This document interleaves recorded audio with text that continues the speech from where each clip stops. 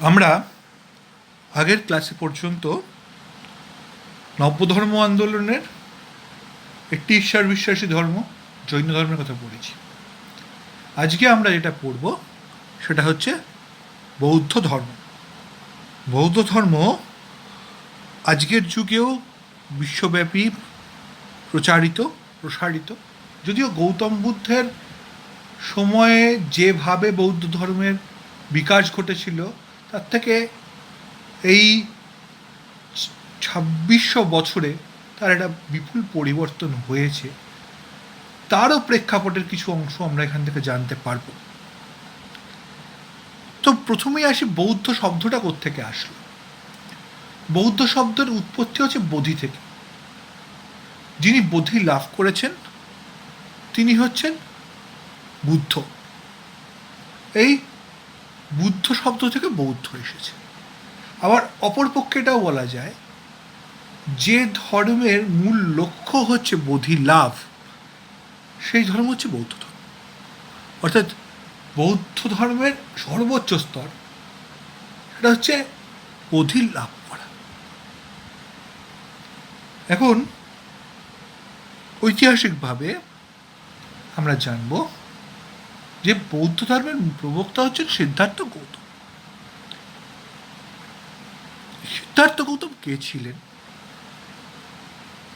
সে সম্পর্কে আমরা আগে জানি। কপিলাবস্তু বলে একটি জায়গায় হিমালয়ের পাদদেশে, ওই উত্তরপ্রদেশ আর নেপালের যে তরাই অঞ্চল, সেইখানে কপিলাবস্তু বলে একটা রাজ্য ছিল। সেখানকার শাক্য বংশীয় রাজা ছিলেন শুদ্ধোধন। এই শাক্য বংশীয়রা নিজেদেরকে ইক্ষ্বাকু বংশের বংশধর বলতেন। অর্থাৎ যে বংশে রামচন্দ্রের জন্ম হয়েছিল এরা বিশ্বাস করত তারা হচ্ছে সেই বংশের উত্তরাধিকারী। কপিলাবস্তুতে শাক্য বংশীয় রাজা শুদ্ধোধন রাজত্ব করতেন। তার স্ত্রী ছিলেন মায়াদেবী। শুদ্ধোধন এবং মায়াদেবীর একটি সন্তান হলো, সন্তানটির নাম হচ্ছে সিদ্ধার্থ। কিন্তু সেই নামটা করণের আগের গল্পটা একটু জানার দরকার। সিদ্ধার্থের যখন জন্ম হয় তখন তৎকালীন নিয়ম অনুসারে রাজা বিভিন্ন জ্যোতিষীদেরকে ডেকেছিলেন এবং তাদেরকে জিজ্ঞেস করেন তার নাম কি দেবেন বা এই সন্তানের ভবিষ্যৎ কি। তো তাদের মধ্যে অধিকাংশই বলেছিলেন এই সন্তান পৃথিবীর সর্বশ্রেষ্ঠ রাজা হবে, অথবা এই পৃথিবীর সর্বশ্রেষ্ঠ তপস্বী। একজন তাদের মধ্যে কৌটিল্য নাম ছিল। তিনি বলেছিলেন না, এ রাজা হবে না, এ রাজা হওয়ার জন্য জন্মায়, এ হবে পৃথিবীর সর্বশ্রেষ্ঠ ধর্ম প্রচার, পৃথিবীকে নতুন দিশা দেখাবে। তো তার নামকরণ হলো সিদ্ধার্থ।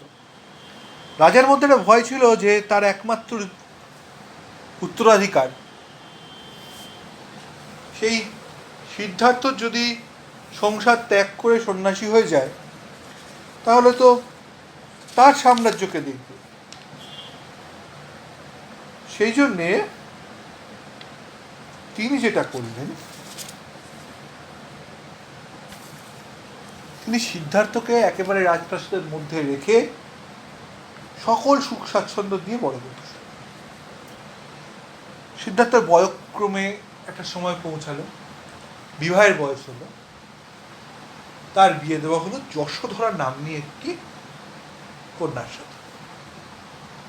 এই যশোধরা এবং সিদ্ধার্থের একটি সন্তান জন্ম, তার নাম রাহুল। রাজা শুদ্ধোধন এবার মোটামুটি খুশি হয়ে গেছেন যে ছেলে বড় হয়েছে, তাকে যুবরাজ অভিষিক্ত করা হয়েছে, তার বিয়ে হয়েছে, তার একটা সন্তান হয়েছে, ছেলে পুরোপুরি সংসার। এরপর আর ছেলে সন্ন্যাসী হওয়ার কোনো চান্স নেই। ভাগ্য দেবতা হাসছেন, যিনি সিদ্ধার্থকে তৈরি করেছেন পৃথিবীর সর্বশ্রেষ্ঠ তপস্বী হবেন, সর্বত্র কি সন্ন্যাসী হবেন? তার বাবা তাকে বিয়ে দিয়ে সন্তান হওয়ার পর একেবারে খুশি হয়ে পড়বি তো পর এই সময় সিদ্ধার্থকে কিছু ছাড় দেওয়া হয়েছে, কারণ ভবিষ্যতে রাজা, তাকে তো রাজত্ব সম্পর্কে কিছু জানতে হবে। সিদ্ধার্থ একটু বেরিয়েছিলেন তার সারথীকে, তিনি সারথীকে নিয়ে বেরিয়ে তিনি 4টি ঘটনা তিনি দেখতে পান। এটি লোলো চর্মসার বৃদ্ধ, তিনি দ্বিতীয়বার দেখেন এক জরাগ্রস্ত মানুষ, তিনি তৃতীয়বার দেখেন একটি মৃতদেহকে নিয়ে যাওয়া শবযাত্রীর দল। এই 3টে জিনিস তিনি দেখে বুঝতে পারলেন যে জরা, বার্ধক্য এবং মৃত্যু 3টে জীবনের ঘোরতল আছে। তিনি নিজে উপলব্ধি করলেন তিনি এই 3টে থেকে মুক্ত নন। চতুর্থ যে দর্শনটা তার হলো সেটা হচ্ছে এক সন্ন্যাসী। সেই সৌম্য সন্ন্যাসীকে দেখে সিদ্ধার্থ এবার বুঝলেন যে এই সন্ন্যাসী ইজ আউট অফ ফিয়ার বার্ধক্য, জরা, মৃত্যু। তার মধ্যে কিন্তু সন্ন্যাসীর মধ্যে জরা, বার্ধক্য, মৃত্যুর ভয় নাই। যে সিদ্ধার্থ সংসারী মানুষ হিসেবে সিদ্ধার্থের মধ্যে আছে। তখন সিদ্ধার্থ ঠিক করল, তাহলে কি করতে হবে আমাকে যদি ভয় থেকে মুক্ত হতে হয় তাহলে আমাকে সন্ন্যাসী।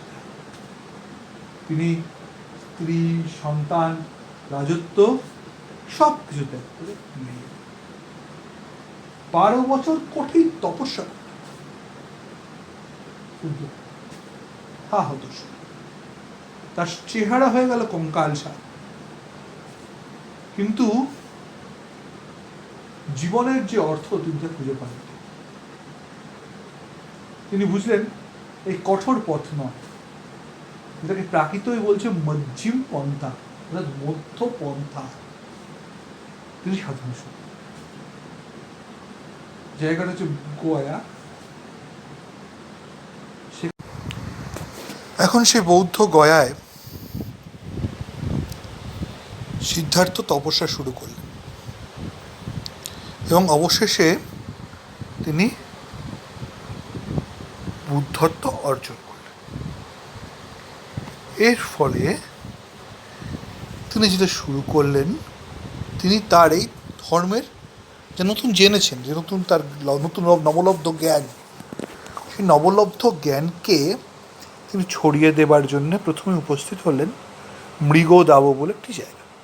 এটা হচ্ছে অধুনা বারাণসী বা কাশীর কাছে সারনাথ বলে জায়গাটি। সেখানে তিনি তার শিষ্যদেরকে তার উপলব্ধ জ্ঞান দিলেন। বুদ্ধ মূলত কি কথা বলেছিলেন? বুদ্ধ মূলত বলেছিলেন চতুরার্য সত্যর কথা। বুদ্ধ দর্শন দাঁড়িয়ে আছে সেটা। সেই 4টি সত্য কি? তাহলে প্রথম হচ্ছে দুঃখ আছে, দ্বিতীয় হচ্ছে দুঃখের কারণও আছে, তৃতীয় হচ্ছে দুঃখ থেকে মুক্তি পাওয়া যেতে পারে, 4 হচ্ছে দুঃখ থেকে মুক্তি লাভের উপায় হলো নির্বাণ। তাহলে এই 4টে জিনিসকে একত্রে বলা হয় চতুরার্য সত্য। এখন এই চতুরার্য সত্য শেষটা হচ্ছে নির্বাণ লাভ। প্রথমে আমরা জেনেছি দুঃখ আছে, দুঃখের কারণ আছে, দুঃখ থেকে মুক্তি পাওয়ার পথ আছে। তাহলে এই নির্বাণটা লাভ করব কিভাবে?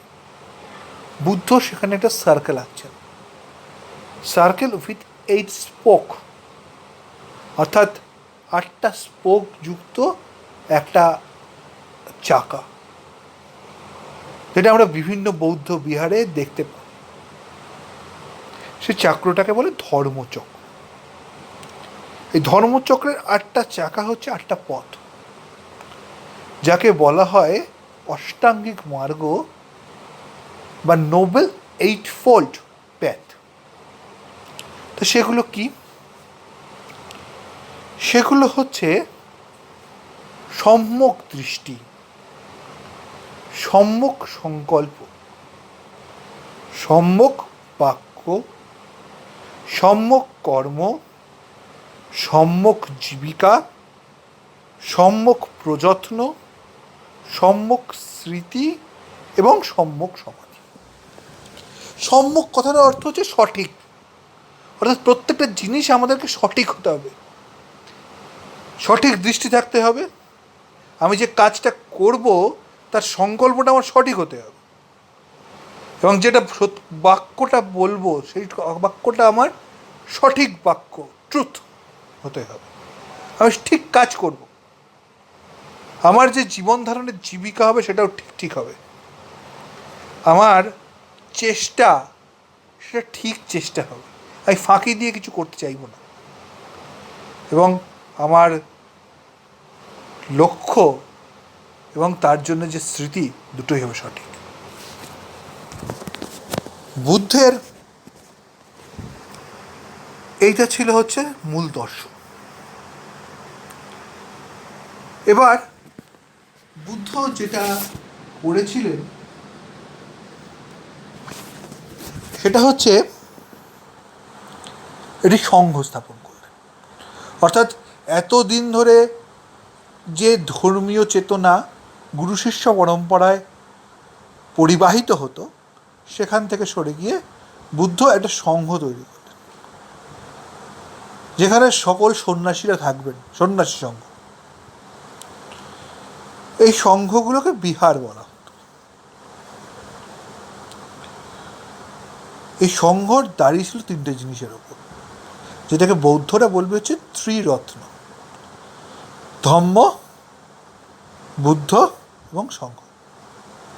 ধর্মং শরণং গচ্ছামি, বুদ্ধং শরণং গচ্ছামি, সংঘং শরণং গচ্ছামি। অর্থাৎ যিনি ভিক্ষু হবেন, বৌদ্ধ ভিক্ষু, তিনি এই তিনটে জিনিসে চলবেন। এখন বৌদ্ধ দর্শনে আর একটা জিনিস আছে, সেটা বৌদ্ধরা খুব বিশ্বাস করেন কর্মফলবাদে, এবং এমনকি বুদ্ধের গল্পতেও বলা হয় বুদ্ধ এর আগে অনেকগুলো জীবন কাটিয়ে এসেছেন। সেসব জীবনে তিনি কখনো বনুশতার প্রাণী হিসেবে জন্মগ্রহণ করেছেন, কখনো বৃক্ষ হিসেবে জন্মগ্রহণ করেছেন, কখনো মানুষ হয়ে জন্মেছেন। এই প্রত্যেকটা জীবনে তিনি কিছু কিছু করেছেন, কিছু ভালো কাজ করেছেন, এবং যার ফলে আলটিমেট তার শেষ জন্মে তিনি সিদ্ধার্থ, তখন তিনি বৌদ্ধত্ব লাভ করতে পেরেছেন। অর্থাৎ বৌদ্ধরা প্রচণ্ডভাবে নিয়তিবাদী, কর্মফলবাদী, কর্মের উপরে তারা খুব বিশ্বাস করে। এবার গৌতম বুদ্ধের জন্ম হয়েছিল খ্রিস্টপূর্বাব্দ 566 খ্রিস্টাব্দে, আর মৃত্যু হয় 486 খ্রিস্টপূর্বাব্দে। আমরা জেনেছি কপিলাবস্তুর কাছে লুম্বিনীতে তার জন্ম। তিনি মারা গেলেন কুশীনগরে।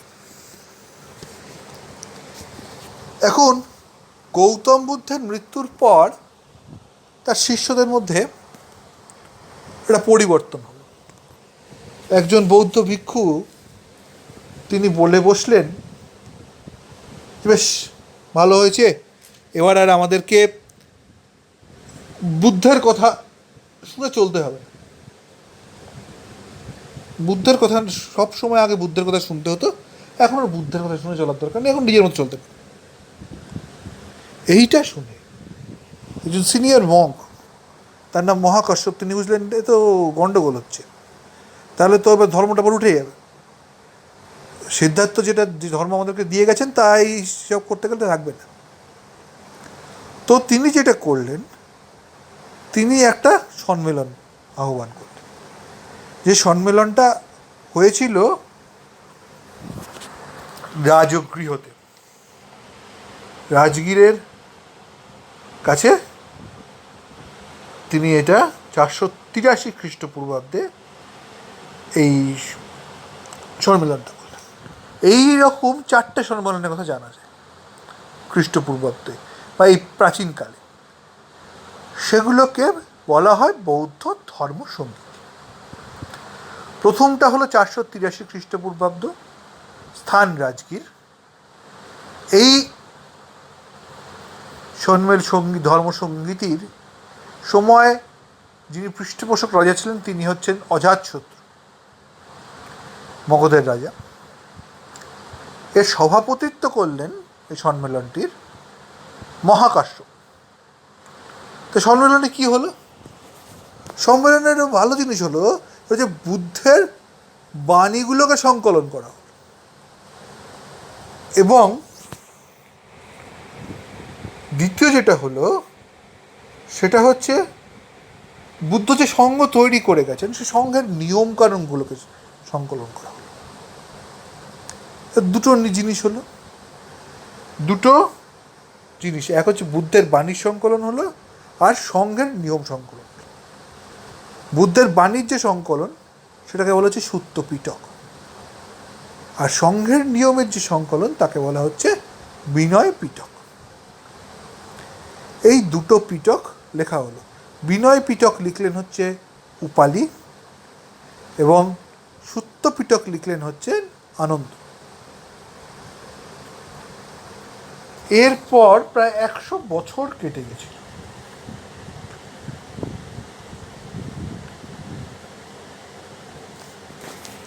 বৈশালীতে কালাশোকের রাজত্বকালে যশের সভাপতিত্বে আবার একটি ধর্ম সম্মেলন বা ধর্মসঙ্গীতির আহ্বান করা হলো। তার কারণ কি? এই যে প্রায় 100 বছর কেটে গেছে, এই 100 বছরের মধ্যে অনেক পরিবর্তন হয়ে গেছে।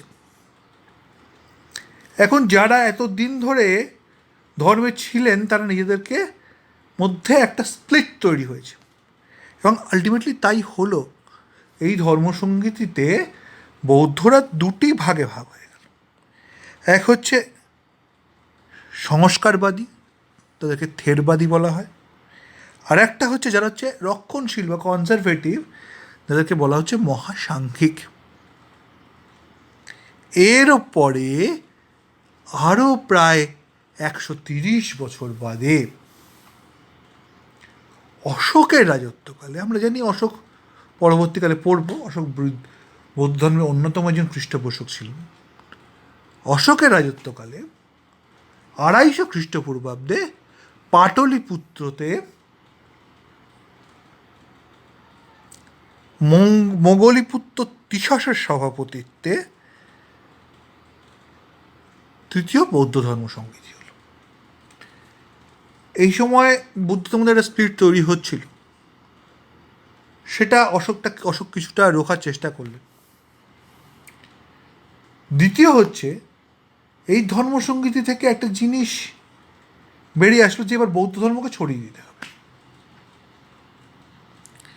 যার ফলে অশোক ধর্মমাহাত্মদেরকে পাঠালেন বিভিন্ন দক্ষিণ পূর্ব এশিয়ার রাষ্ট্র, শ্রীলঙ্কা, পূর্ব এশিয়ায় মানে প্রাচ্যে, চীন, জাপান, তিব্বতে, এবং সেখানে এখনও বৌদ্ধ ধর্ম অত্যন্ত অনেক জায়গায় বৌদ্ধ ধর্ম হচ্ছে স্টেট রিলিজিয়ন, মানে রাষ্ট্রের ধর্ম বৌদ্ধ ধর্ম। এই তিনটে খ্রিস্টপূর্বাব্দে ঘটেছিল বৌদ্ধ ধর্মসঙ্গীতি। পরবর্তীকালে কুষাণ সম্রাট কনিষ্কের শাসনকালে বৌদ্ধরা আবার একটি সম্মেলনে বসলেন, কারণ এর মধ্যেখানে প্রায় 350 বছর চলে গেছে। এই 350 বছরে বৌদ্ধ ধর্মের যেমন বিস্তৃতি ঘটেছে, তেমনি তাদের মধ্যে অসংখ্য ভেদাভেদ তৈরি হয়েছে। এবং এই সময় যেটা হলো, কাশ্মীরে বৌদ্ধদের চতুর্থ ধর্মসঙ্গীত বা ধর্ম সম্মেলন হলো। বসুমিত্র ছিলেন তার সভাপতি। যে চরম স্প্লিটটা মানে চরম ভাগটা, সেই চরম ভাগটা হয়ে গেল। বৌদ্ধরা দুটো ভাগে ভাগ হয়ে গেল, একটা হচ্ছে হিনজান আর একটা হচ্ছে মহাযান। এই হীনযান হচ্ছে তারা যারা একেবারে বুদ্ধের যে কথা বলছেন সে বৌদ্ধের কথায় বিশ্বাসী, বুদ্ধ যা বলে গেছেন। এরা কিন্তু বুদ্ধকে আলাদা করে দেবতা মনে করেন না, অর্থাৎ বুদ্ধের পুজো নয়, বুদ্ধকে ফলো করতে। অন্যদিকে মহাযান যারা, তারা বুদ্ধকে একেবারে দেবতার পর্যায়ে পৌঁছে দিলেন, বুদ্ধকে পুজো করতে শুরু করলেন। এই ভাগটা কনিষ্কের সময় কাশ্মীরে চতুর্থ বৌদ্ধ সঙ্গীতে হলো। এরপরেও বৌদ্ধ ধর্মে অসংখ্য ভাগ হয়েছে, সেগুলো নিয়ে আমাদের বলার দরকার নেই।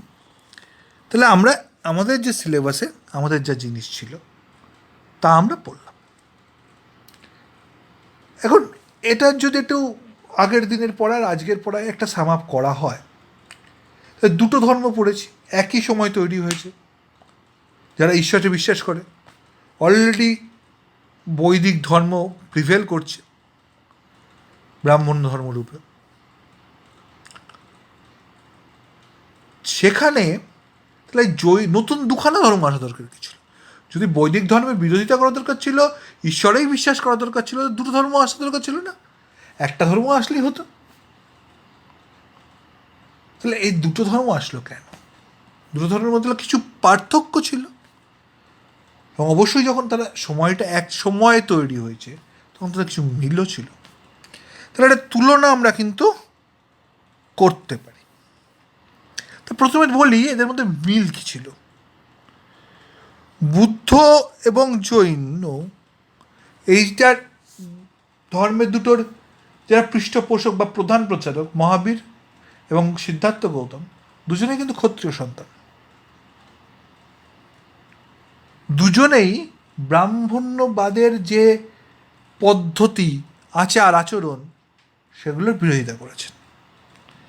3, এরা দুজনেই কিন্তু ব্যবহার করেছেন হচ্ছে সাধারণ মানুষের ভাষা, যেখানে বৈদিক সাহিত্য সংস্কৃতে লেখা, সেটা কিন্তু কমন টাং ছিল না, চলিত ভাষা ছিল না। বুদ্ধ মূলত পালি ভাষায় তার প্রিচগুলো করেছিলেন, প্রচারগুলো করেছিলেন। অপরদিকে বর্ধমান মহাবীরের প্রচারগুলো ছিল যে প্রাকৃত ভাষায়, অর্থাৎ তারা লোককথা বা লোকভাষাগুলোকে ব্যবহার করেছেন।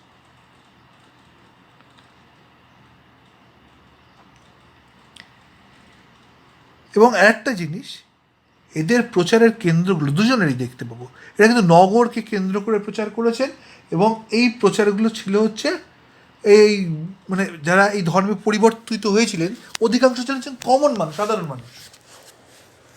এবার আসি অমিলের জায়গায়। এখানে বুদ্ধদেব যে ধর্মের কথা বলেছেন এবং মহাবীর জৈন যে ধর্মের কথা বলেছেন, সেখানে বুদ্ধ হচ্ছেন অনেক উদার, পথটাও মধ্যম, কিন্তু মহাবীর জৈন ধর্ম কঠোর।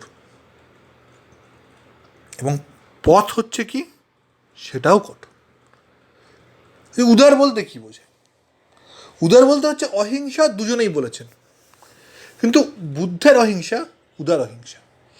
আমরা জানি বুদ্ধ এক সময় বেরিয়েছেন, একটা দিনের কথা,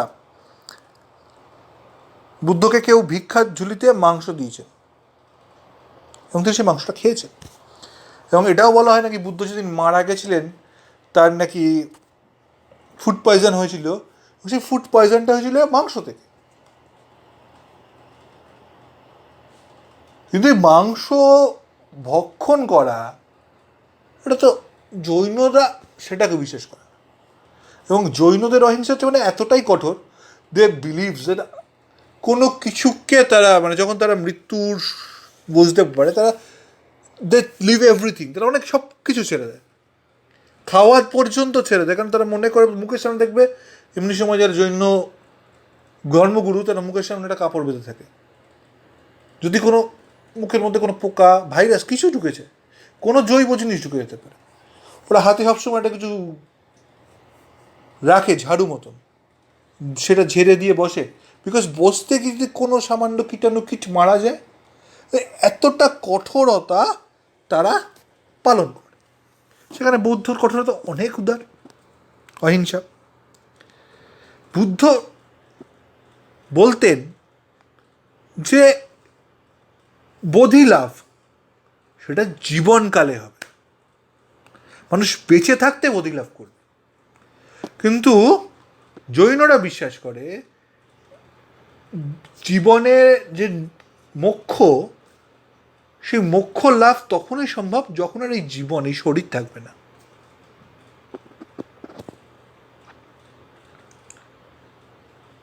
বৌদ্ধরা আত্মার অস্তিত্বে বিশ্বাসী